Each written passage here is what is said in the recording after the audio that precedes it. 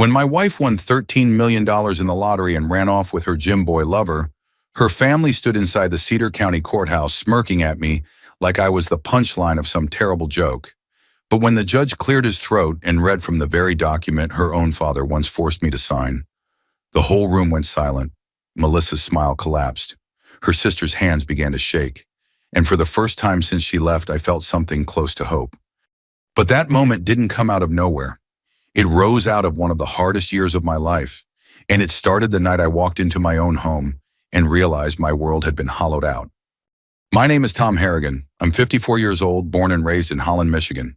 I've spent most of my life fixing things: broken boilers, leaking roofs, jammed doors, first at the GM plant, and later as a maintenance supervisor for Holland Public Schools. I've never been a man of fancy words or big dreams. I get up early, brew whatever coffee's on sale at Meijer, and I listen to local AM radio while driving my old Ford F-150 through lake effect snow to work. My wife Melissa used to say she married me because I was steady. Later she'd say she felt trapped. Funny how the same thing can sound like love one year and a prison sentence the next. We'd been struggling for a while, money-tight house repairs, piling up property taxes rising. Melissa worked part-time at a dental clinic, but she always felt like life owed her more. And her family, Lord, they never let me forget I wasn't one of them. Her dad ran a heating and cooling company back in the day and always acted like I should bow to him because he owned a boat and wore loafers instead of work boots. Her sister Marcy had a talent for delivering insults wrapped in sugar. The night everything collapsed, I remember the sound first. The garage door creaked loudly as I pulled it shut behind me, the cold wind pushing against it. The house was unusually quiet. No TV humming in the living room, no clatter of Melissa cooking something experimental she'd seen online, not even the squeak of our old ceiling fan in the hallway. Then the smell hit me. Melissa's perfume, light floral, still hung in the air, but it wasn't warm or familiar anymore. It just stung, like the ghost of something already gone. I called her name once, then again. My voice echoed too easily. Walking into the bedroom, I froze. Her closet door was wide open. Half the hangers were empty. The suitcase from our trip to Mackinac Island 2 summers ago was gone. Her nightstand drawer was left half open, and inside was a scrap of paper with her handwriting. "Don't call me. I deserve better. You'll survive." That line, "you'll survive," felt like someone pressing a thumb into a bruise. I sat on the edge of the bed staring at the spot where her lamp used to be. My chest tightened in a way I hadn't felt since my father died. The house suddenly felt 20 degrees colder. And then my phone buzzed. Pete from the hardware store texted me a link. A Facebook post. Melissa in a red Corvette Stingray. Jeff, her gym instructor, standing behind her with his arm wrapped around her waist. Both holding champagne glasses in front of a banner at Caesar's Palace in Las Vegas. New life. Blessed. Lucky 13. My hands shook so badly I almost dropped the phone. At first, folks in town didn't know what to say. News travels fast in a place like Holland. By the next morning, whispers followed me everywhere: Meijer, the gas station, even the school cafeteria. Most people tried to be kind in that polite Midwest way, but kindness doesn't muffle humiliation. The worst of it came at the VFW Friday fish fry. I'd gone because I didn't want to sit in that empty house another night. The place smelled of fried perch and old wood-polished chairs squeaking on the linoleum floor. I had barely sat down when Marcy, loud as ever, leaned over her table so everyone within 10 feet could hear her.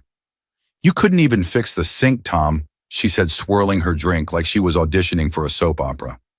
"Did you honestly think you could keep her?" The laughter around her stung sharper than the cold outside.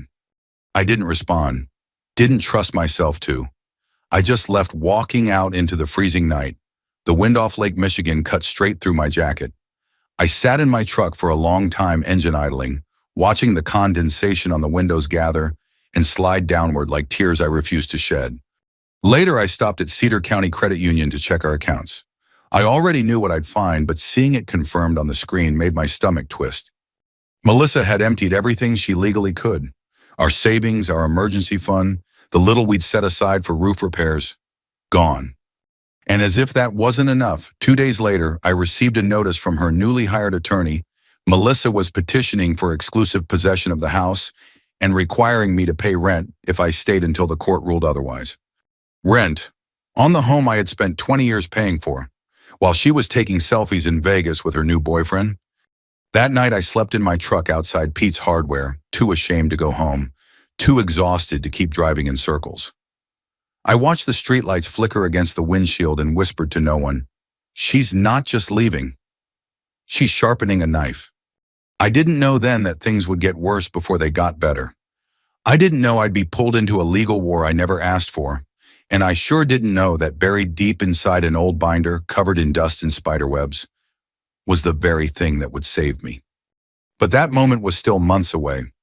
Right now, all I had was an empty house, a broken heart, and a long road ahead. After a week of half sleeping in my truck and wandering the aisles at Meijer just to feel like I was somewhere, other than that too quiet house, Pete finally put a hand on my shoulder and said, "Tom, come upstairs. The spare room's open. Has been for years." Pete's Hardware sits on River Avenue, the kind of place where dust settles on everything. No matter how many times you wipe it down, and folks still say things like, "How's your mother?" at checkout counters.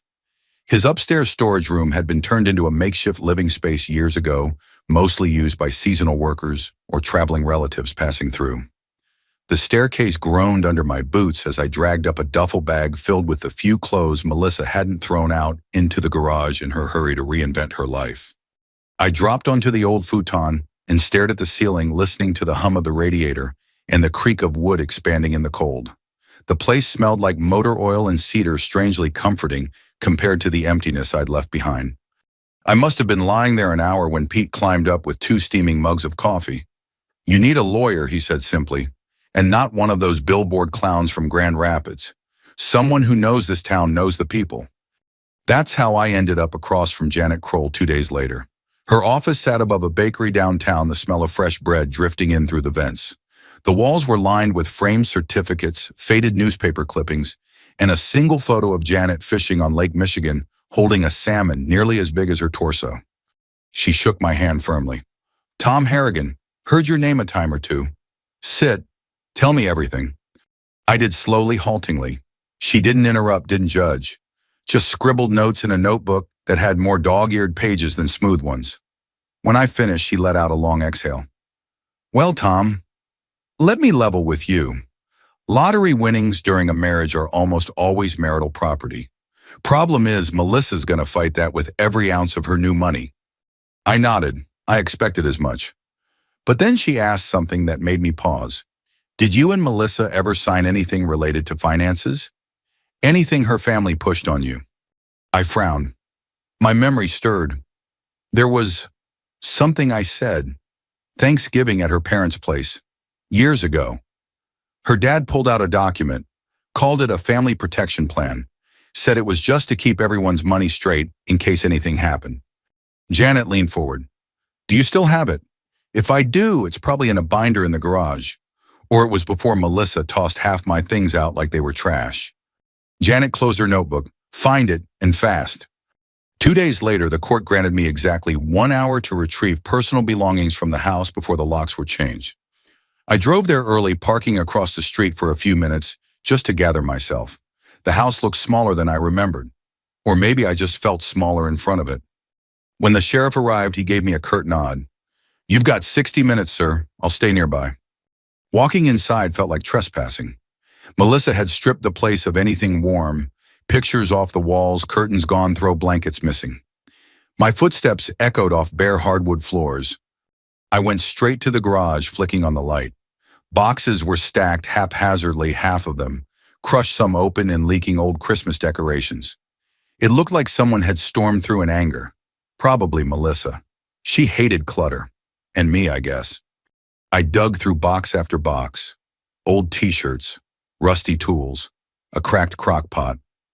My hands were shaking so badly I sliced the side of my thumb on a jagged metal bracket. A sharp sting, then blood. I wiped it on my jeans and kept digging.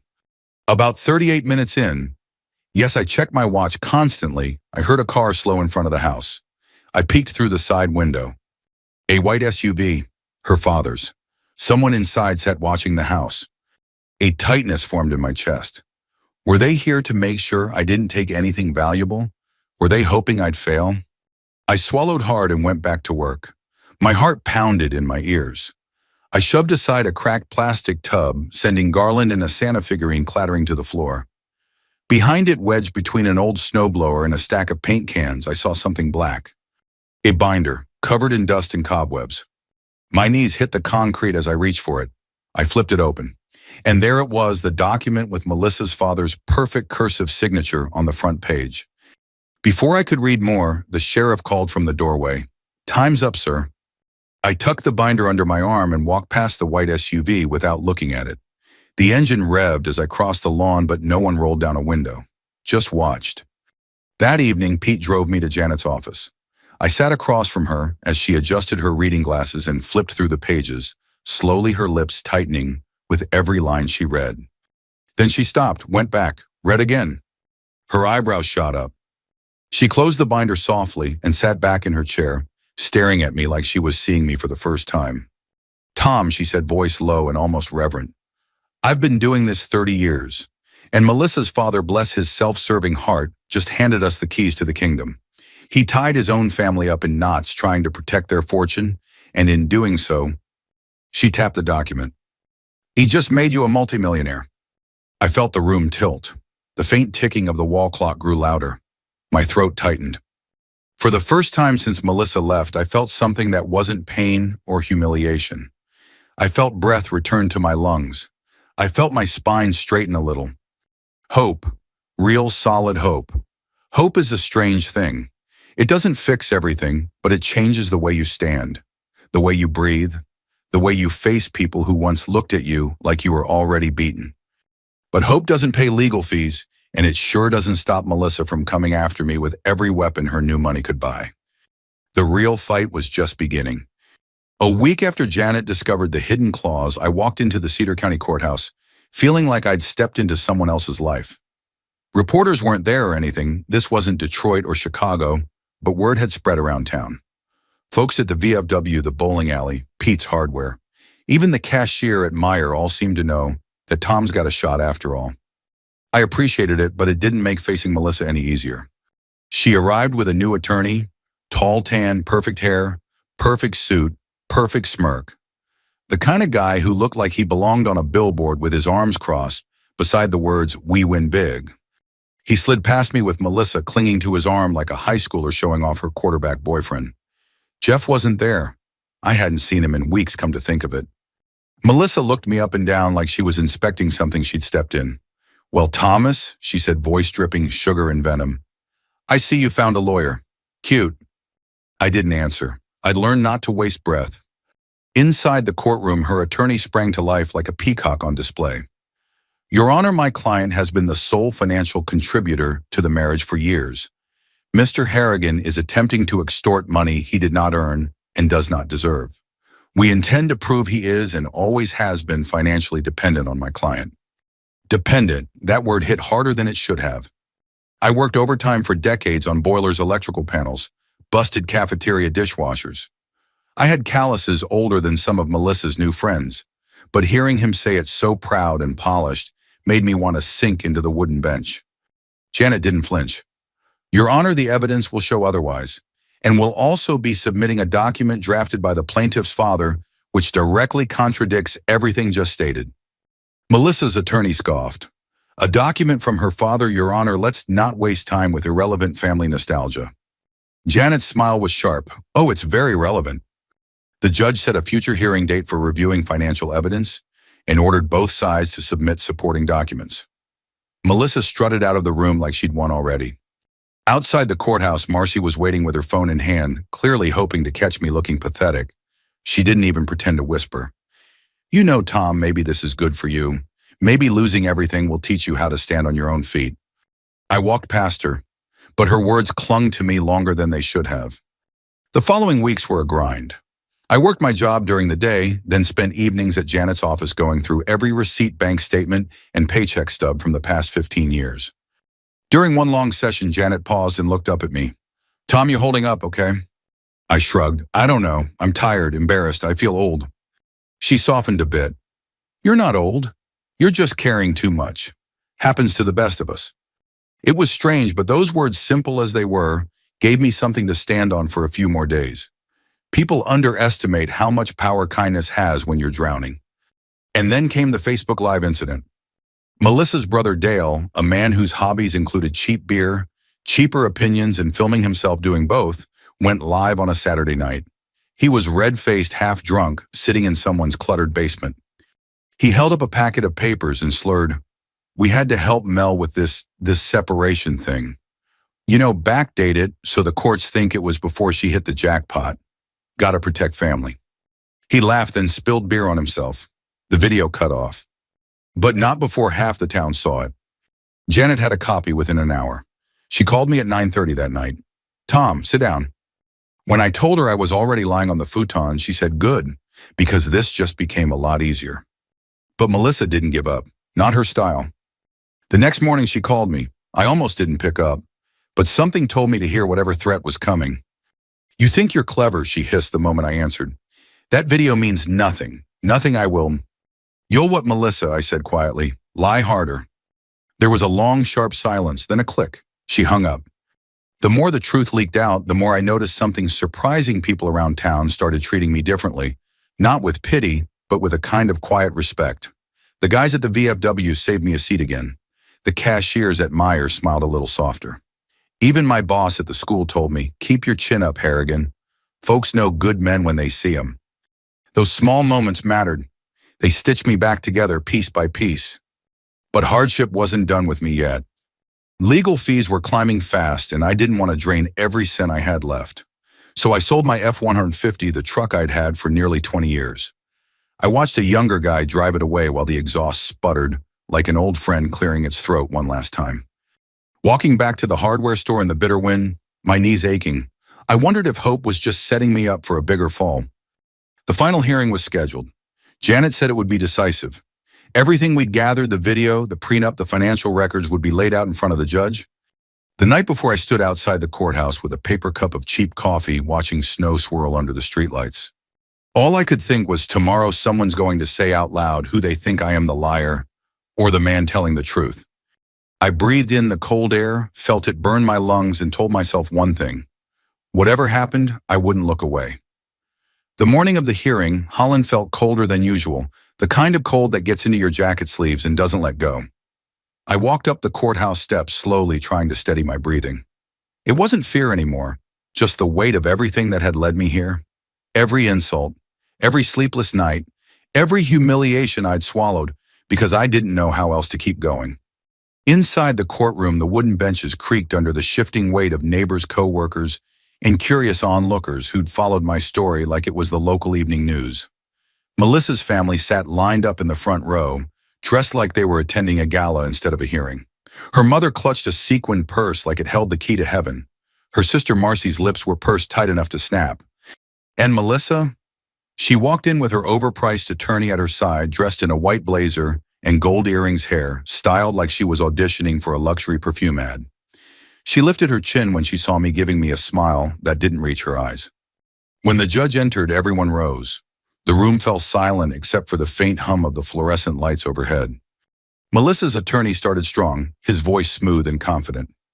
"Your Honor, my client has been the primary financial provider in this marriage. Mr. Harrigan made minimal contributions, either domestic or financial. He is attempting to seize winnings he had no part in creating. This is not just unfair, it is opportunistic." He said the word opportunistic like it was poison. Janet waited until he finished before rising, slowly flipping open her binder, with a calm precision that only comes from years of experience. "Your Honor, every claim just made is contradicted by documented evidence. And not only that, my client's in-laws created a legally enforceable agreement signed by both parties, which directly supports Mr. Harrigan's rightful claim." Melissa rolled her eyes, whispering something to her attorney. He smirked as if he knew something we didn't. The judge motioned, "Proceed, Ms. Kroll." Janet handed over copies of the old family prenup. This document, drafted by the plaintiff's father, specifies that any financial windfall acquired during the marriage is marital property unless there is a legally recognized separation at the time of acquisition. Melissa shifted in her seat. Her attorney started to object, but the judge held up a hand. "Let her finish." Janet continued, her voice steady. "There was no legal separation. There is, however, evidence of a fabricated separation agreement produced after the lottery win. That evidence includes a video recording from the plaintiff's own brother admitting the document was backdated to protect Melissa's assets. Gasps rippled through the courtroom. Someone in the back let out a low whistle before being shushed. Melissa's attorney turned red, flipping through papers like the truth might magically rewrite itself. Then Melissa leaned over toward me, her voice barely above a whisper but sharp as a blade. "You were always a loser, Tom, and nobody here is going to believe a pathetic old maintenance man over me." For the first time in months, I looked her directly in the eyes. "If I'm so worthless," I whispered back, "why did your dad write a contract to protect you from me?" Her jaw tightened. The judge cleared his throat, drawing every pair of eyes back to the bench. "Mrs. Harrigan," he began slowly, "please rise."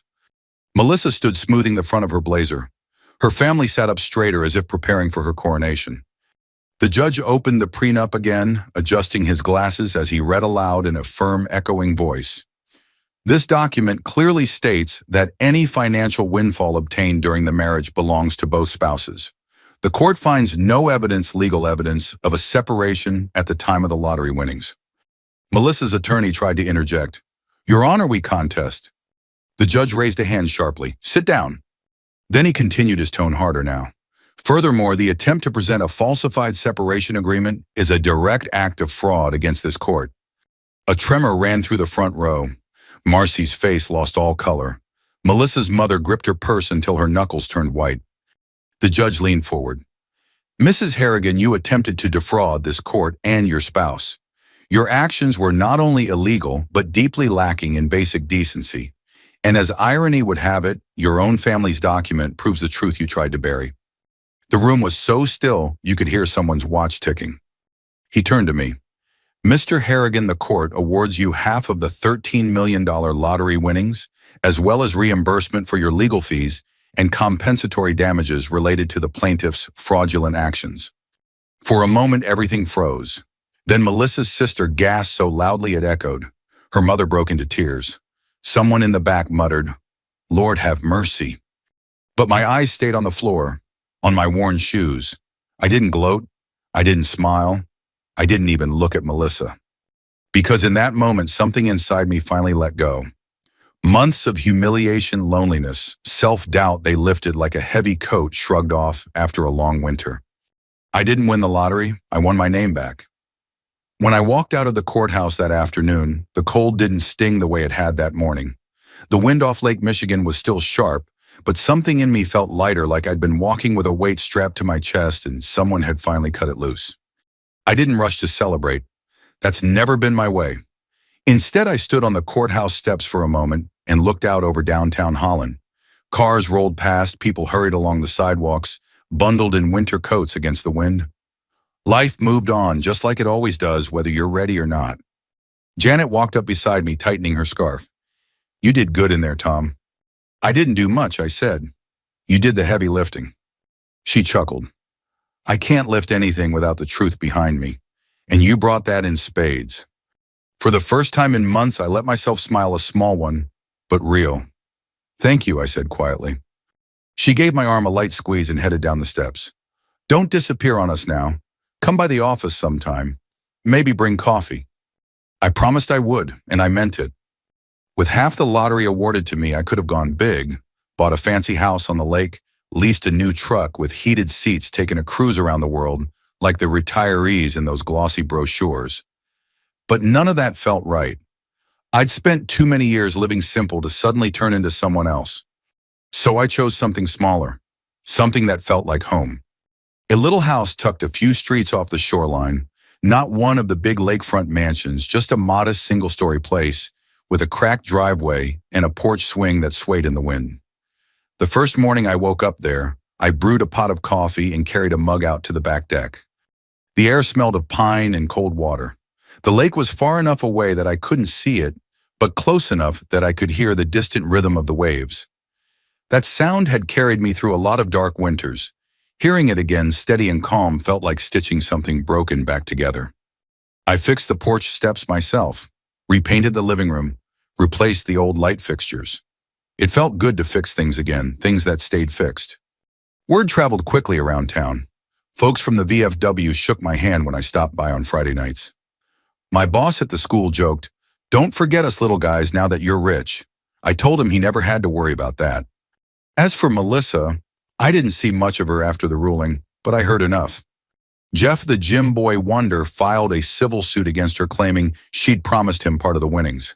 He disappeared during the hearings because she'd stopped paying his rent. When I heard that, I didn't gloat, just shook my head. Her sister Marcy had to sell her boat to help with Melissa's legal bills. I'd walked past their yard one morning and seen the for sale sign sticking in the snow half tilted. A strange, muted sense of closure washed through me. I didn't enjoy their suffering, but I couldn't pretend it wasn't fitting. There's a kind of justice in consequences, finding their way home. A few weeks later, Pete invited me to a Sunday fish fry he held behind the hardware store every spring. Nothing fancy, just folding chairs, paper plates, and a bunch of locals passing around stories and potato salad. I almost didn't go, but when I showed up, people treated me like I never left. "Good to see you, Tom. Glad you're doing better. You look lighter, happier." Maybe I was. Later that evening, as the sun dipped behind the rooftops and the sky turned that soft Michigan pink, I sat alone on my porch swing with a fresh mug of coffee. The breeze was cold but gentle. I could hear distant laughter from a neighbor's yard, and somewhere a screen door slammed lightly. Quiet sounds, everyday sounds, sounds I'd missed more than I realized. I thought back on the whole mess, the lies, the humiliation, the court battles, the long nights wondering whether anyone would believe me. And somehow, through all of it, I'd found something steadier than anger. I found myself again, a little worn around the edges, sure, but whole. If you've been through something similar, if life has ever knocked you down so hard you weren't sure you'd get back up, I hope you hear me when I say this. Justice, real justice, isn't always loud. It doesn't always come wrapped in applause or fireworks or big speeches. Most of the time it shows up quietly, piece by piece, when you keep telling the truth, keep showing up, keep doing the next hard thing. It's a quiet marathon, not a sprint, and your truth, no matter how buried, has a way of rising. If my story meant something to you, if you've ever felt invisible or underestimated or written off, stick around. There are more miles of road ahead and more stories of quiet victories I'd like to share with you.